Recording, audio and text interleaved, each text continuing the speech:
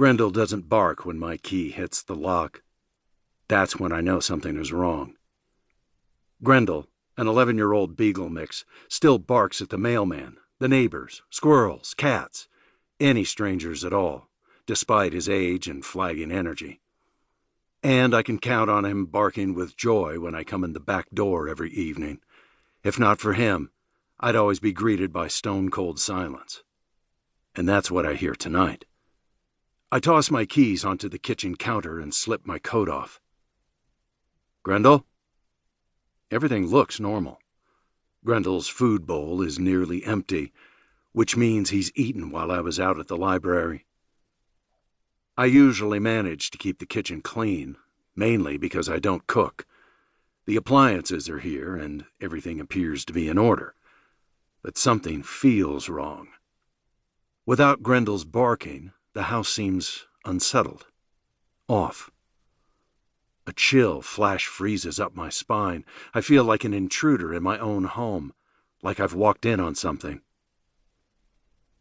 I move toward the front of the house, stepping carefully, the ancient floorboards squeak, each one sounding like a gunshot.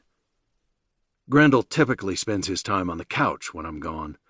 When he hears something outside, he likes to lift his head and look out the picture window.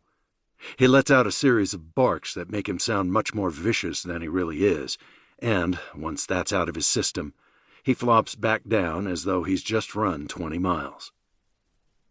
By now I should hear his collar jingling, his nails on the hardwood. He's an old dog, I tell myself.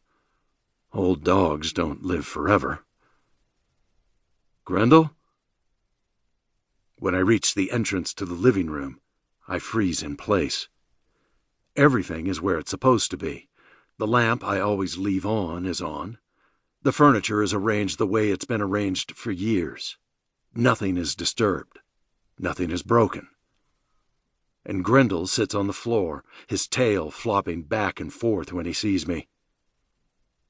Everything is where it's supposed to be, except that someone is sitting in the recliner, legs crossed, hand gently scratching Grendel between the ears. "Hello," she says. My mind is slower than my body. My body reacts instantly. My muscles tense. My hands clench. My knees bend into a defensive crouch, and adrenaline shoots through me like rocket fuel. But my mind is still trying to make sense of this scene before me. A young woman with long hair dyed an unnatural shade of red sits in my recliner petting my dog. And she greets me like she's supposed to be there, like I've asked her to wait for me to come home this evening. She wears a red coat, black jeans, and heavy boots, and her face is mostly obscured by large owl-like glasses.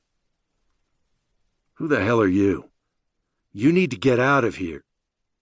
The woman lifts her hand from Grendel's head and holds it up, cutting off my words.